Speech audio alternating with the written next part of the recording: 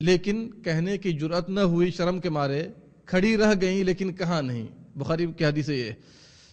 جب تقسیم کر کے فارغ ہو گئے، پوچھا بیٹی کیا بات ہے، تو بیٹی کہتی ہیں کہ اللہ کے نبی صلی اللہ علیہ وسلم، اے میرے ابا جان، کیونکہ آپ جانتے ہیں میں کام کر کر کے تھک جاتی ہوں تو ایک خادم لینے آئی تھی۔ پیارے نبی صلی اللہ علیہ وسلم نے فرمایا سونے سے پہلے 33 مرتبہ سبحان اللہ، 33 مرتبہ الحمدللہ اور 34 مرتبہ اللہ اکبر کہہ لے، یہ تیرے لیے خادم سے بہتر ہے۔ اس حدیث پاک سے یہ بات واضح ہو جاتی ہے کہ جسم کو تقویت بھی حاصل ہوتی ہے، جیسا کہ اس حدیث پاک میں ہے، ورنہ سبحان اللہ الحمدللہ اللہ اکبر کہنا خادم سے بہتر ہے، چونکہ خادم کام کرتا ہے، ہمیں آسانی ہوتی ہے، آپ جانتے ہیں، تو کام کرنے کے بعد آسانی ہو جاتی ہے۔ اس بنا پر اللہ رب العالمین ان اذکار کے ذریعے آپ کے جسم کو تقویت دے گا کہ کام کرنے میں نہایت کیا ہو جائے گی، آسانی ہو جائے گی۔ اور اسی طرح کا ایک واقعہ شیخ الاسلام ابن تیمیہ رحمۃ اللہ علیہ کا بھی ہے۔ آپ جانتے ہیں کہ ان کے شاگرد ابن القیم ان سے ملنے کے لیے گئے، اور شیخ الاسلام ابن تیمیہ فجر کے بعد سے بیٹھے رہے مسجد میں، یہاں تک کہ تقریباً زوال شمس کا وقت آ گیا، سورج کے زوال کا وقت آ گیا، اور یہ بیچارے انتظار میں بیٹھے رہے۔ جب فارغ ہوئے اس کے بعد اپنے استاد سے کہا، استاد آپ اب تک بیٹھے ہوئے ہیں؟ کہا کہ ہاں، یہ میرا ناشتہ ہے۔ کیا ہے یہ میرا ناشتہ ہے، اگر یہ میں نہ کھاؤں گا تو میری صحت کیا ہوگی، گر جائے گی۔ آپ جا کر مختلف کتابوں میں یہ واقعہ دیکھ سکتے ہیں، ان میں سے ایک کتاب ابن القیم ہی کی ہے الوابل الصیب، اس کا جا کر مطالعہ کر سکتے ہیں۔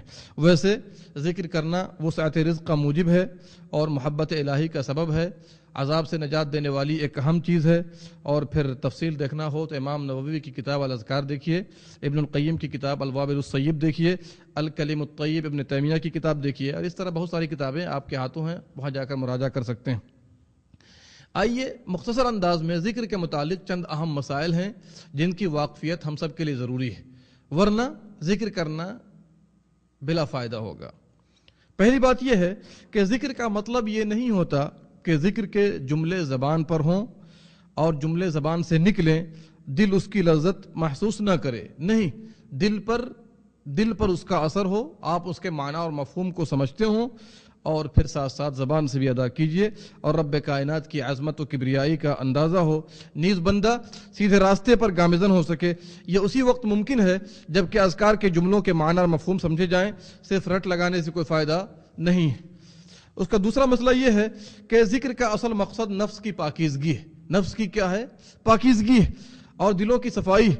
اللہ نے فرمایا ان الصلاۃ تنہی عن الفحشاء والمنکر، نماز بے حیائی اور بری باتوں سے روک دیتی ہے، جیسا کہ آپ جانتے ہیں۔ اور اس کے بعد کیا فرمایا؟ وَلَذِكْرُ اللَّهِ اکبر، اصل چیز کیا ہے؟ اللہ کا ذکر ہے۔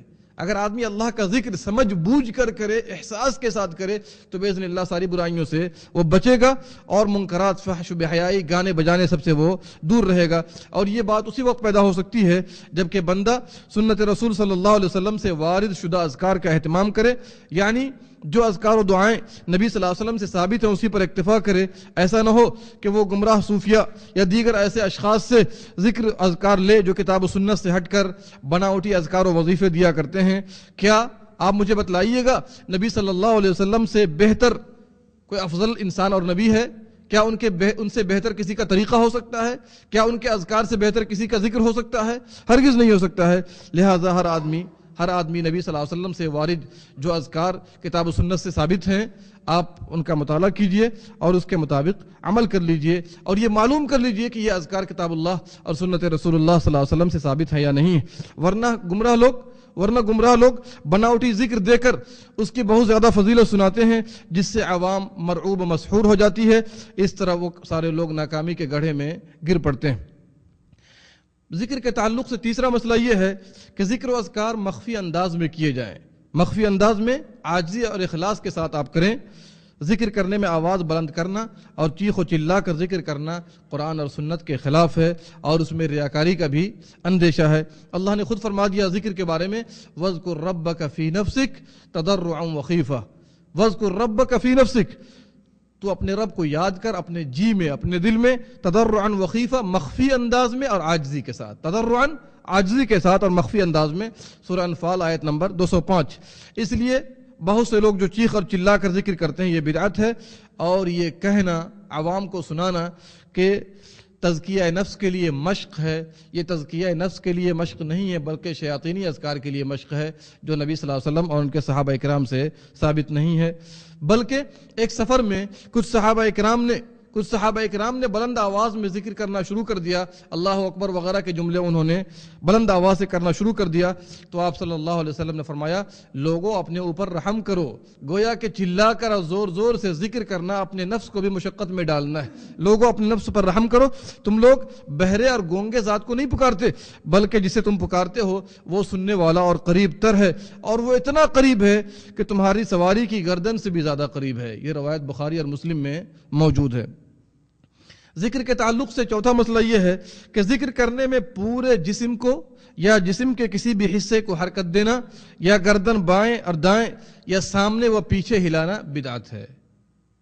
ہلانا بدعت ہے۔ آپ سنیے گا بہت سے لوگ سے سبحان اللہ سبحان اللہ سبحان اللہ سبحان اللہ الحمدللہ الحمدللہ، یہ طریقہ بدعت ہے جو نبی اکرم صلی اللہ علیہ وسلم سے اور ان کے صحابہ اکرام سے ثابت نہیں ہے۔ یا بعض لوگ پھر ایسے انداز میں ذکر کرتے ہیں کہ ان جملوں اور تسبیحات کو دل میں داخل کرتے ہیں اور دل کے مختلف اعضاء سے گزارتے ہوئے زبان سے باہر کرتے ہیں، جو گمراہ صوفیوں کا طریقہ ہے، سبحان اللہ الحمدللہ سبحان اللہ الحمدللہ، اس طریقے سے گزارتے ہوئے جو ہے وہ ذکر و اذکار کیا کرتے ہیں، جو محمد صلی اللہ علیہ وسلم کے طریقے اور صحابہ اکرام کے طریقے کے خلاف ہے۔ اور یہ گمراہ صوفیوں کے باطل عقیدہ حلول، یعنی اللہ جسم میں حلول کر گیا ہے، اس کے مطابق یہ ذکر کرنا نام دیتے ہیں۔ یا ایک طریقہ اور بھی اس میں غلط ہے کہ بہت سے لوگ اپنے منہ کو جھکا کر اپنے پاؤں والے حصے کی طرف کرتے ہیں اور ذکر میں منہمک ہو جاتے ہیں، جسے مراقبہ کا نام دیتے ہیں۔ پہلے کا تعلق ضرب لگانے سے ہے، اس کا تعلق کس سے ہے؟ مراقبہ سے ہے۔ یہ سب بدعتیں ہیں، نبی صلی اللہ علیہ وسلم اور ان کے صحابہ اکرام سے یہ حرکات ثابت نہیں ہے۔ آپ سیدھے انداز میں رہیے، اس کے معنی اور مفہوم پر غور کیجئے اور اس کے بعد اللہ رب العالمین کو عاجزی اور اخلاص کے ساتھ یاد کیجئے۔ بعض لوگ ایسے بھی ہیں ایک ایسا وقت متعین کرتے ہیں جو کتاب و سنت سے ثابت نہیں ہے، اور اس میں ایسے اذکار کرتے ہیں، ایسے خاص عدد کے ساتھ ایسے اذکار کرتے ہیں جو کتاب اللہ اور سنت رسول اللہ صلی اللہ علیہ وسلم ثابت نہیں ہے۔ آپ دیکھیے گا بہت سے گمراہ لوگ ایسے ملیں گے جو عشاء کے بعد اپنے کمرے کو اندھیرا کر کے، بات سمجھ میں آ رہی ہے نا، اور اس کے بعد ذکر کرتے ہیں 500 مرتبہ یا حی یا قیوم یا حی یا حی یا قیوم یا قیوم یا قیوم، 786 مرتبہ جو ہے یا ودود یا ودود۔ ایک صاحب سے ملاقات ہوئی اسی مسجد میں، مسجد عبداللہ الفیصل میں، ایک روز عشاء کے بعد، وہ بیچارہ تسبیح کے دانے تسبیح لے کر جو ہے ہر روز عشاء کے بعد بیٹھا کرتا تھا۔ ایک دن میں نے دیکھا کچھ نہیں کہا، دوسرے دن دیکھا کہ پھر وہ نکالا لمبی تسبیح تقریباً آدھے میٹر کی ہو، اور اس کے بعد جو ہے بیٹھ گیا۔ میں نے اس سے کہا کہ بھائی کیا پڑھتے، کیا کرتے؟ کہا کہ بس اطمینان قلب کے لیے 500 مرتبہ یا ودود پڑھتا ہوں، اطمینان قلب کے لیے 500 مرتبہ یا ودود پڑھتا ہوں۔ میں نے کہا کہ دیکھیے عشاء کے بعد سنت اور وتر وغیرہ سے فارغ ہونے کے بعد یا سنتوں سے فارغ ہونے کے بعد نبی صلی اللہ علیہ وسلم کا طریقہ ذکر و اذکار کا خاص حالت میں نہیں تھا۔ عام حالت میں تو آپ ہر وقت ہی کیا کرتے تھے، لیکن خاص حالت میں بیٹھ کر اور خاص عدد کے ساتھ اور تسبیح کے دانوں پر یہ سب کچھ بھی ثابت نہیں ہے۔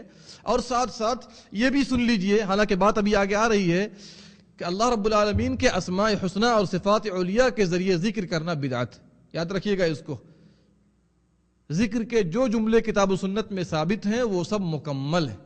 سبحان اللہ مکمل جملہ ہے، الحمدللہ مکمل جملہ ہے، اللہ اکبر مکمل جملہ ہے، سبحان اللہ و بحمدہ مکمل ہے یا نہیں ہے؟ مکمل جملے ہیں۔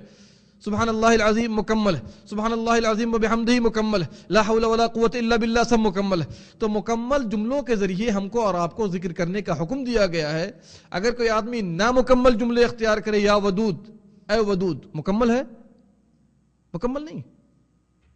تو یہ سب ذکر کرنا بدعت ہے۔ نہ تو وقت خاص کیے جائیں جس کو شریعت نے خاص نہ کیا ہو، عدد خاص نہ کیے جائیں جس کو شریعت نے خاص نہ کیا ہو، اور اس کے بعد خاص حالت بھی نہ کریں، اور پھر اس کے علاوہ ایسے اذکار سے آدمی پرہیز کرے۔ یہ سب ضلالت و گمراہی ہے جسے اسلام کے نام پر رائج کر دیا گیا ہے، اور یہ کام کوئی بھی کرے، عالم ہو یا جاہل، سب کے سب لوگ اس معاملے میں گمراہ ہو چکے ہیں، ورنہ سب سے بہتر طریقہ نبی کریم صلی اللہ علیہ وسلم کا طریقہ ہے۔